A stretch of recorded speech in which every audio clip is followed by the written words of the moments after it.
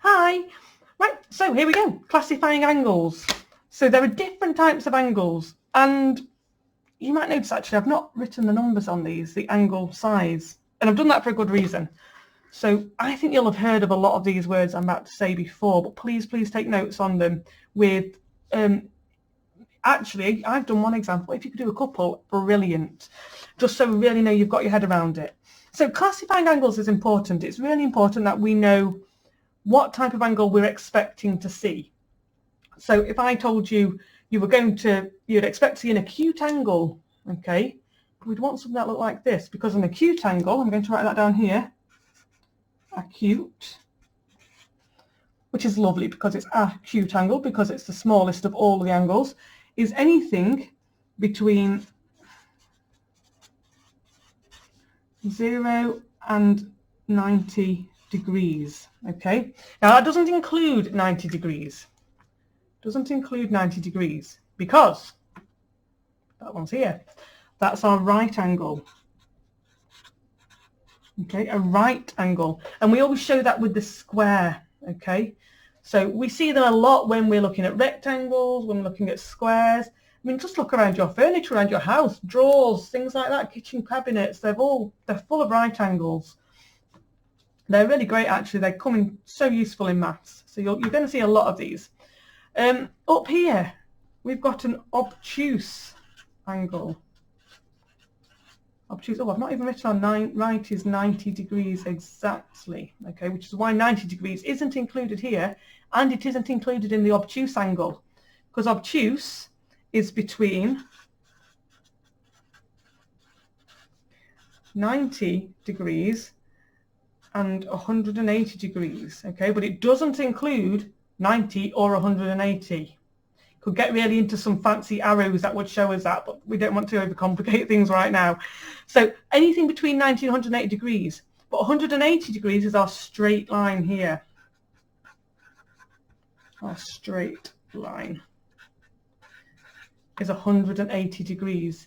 Now, this is a really useful one, because quite often we're going to be looking at problems where you need to find out missing angles and things like that. And if you know a straight line is 180 degrees, that is, in quite a lot of the questions actually, the big key. It gets you through half the work just knowing this. Okay, so straight line is 180 degrees. There are two more to do, and then we'll have a little more chat about them. So the other two we've got here, a lot of people don't like this one. It's called a reflex angle. They don't like it because it's bigger than their normal size on the protractor, but and that's anything between 180 and 360 degrees, but it doesn't include these two. It's all the ones in between them. Okay, so anything from this straight line down here all the way up to there. So that's the reflex. Sometimes it helps. I think of, like, you know, when you go to the doctor and they check your reflexes by hitting your knee and it kicks it out. Kind of makes me think of that. It's the one that kind of bends further around like that. If that helps remember the name, I'm not sure. And then this is the last one here. Got angles around a point. Now be careful with this one, and it's more of a terminology thing. This is 360 degrees, but you'd be surprised how many people say angles in a circle. That's not the same thing, okay?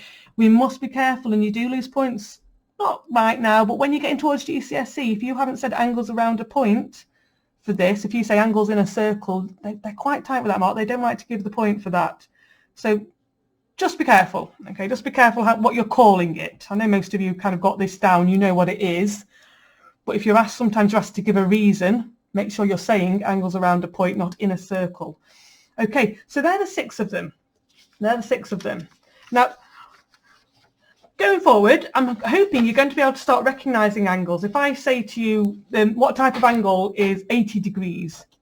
You should be getting quite quick at saying it's an acute angle, okay? Because you know it's smaller than a right angle. And these ones here, these are the 3 that kind of are your guides to where you need to be. Because an acute is smaller than this one, okay? An obtuse is in between 90 and 180. And a reflex is smaller than 360, but bigger than 180. Okay, so these three kind of definite facts, these ones where we know it's exactly 90, exactly 180 and exactly 360, they're the ones that are kind of going to direct you to the other three, the acute, obtuse and reflex. Okay, so make sure you've taken a few notes on those, please. A couple of examples in your books.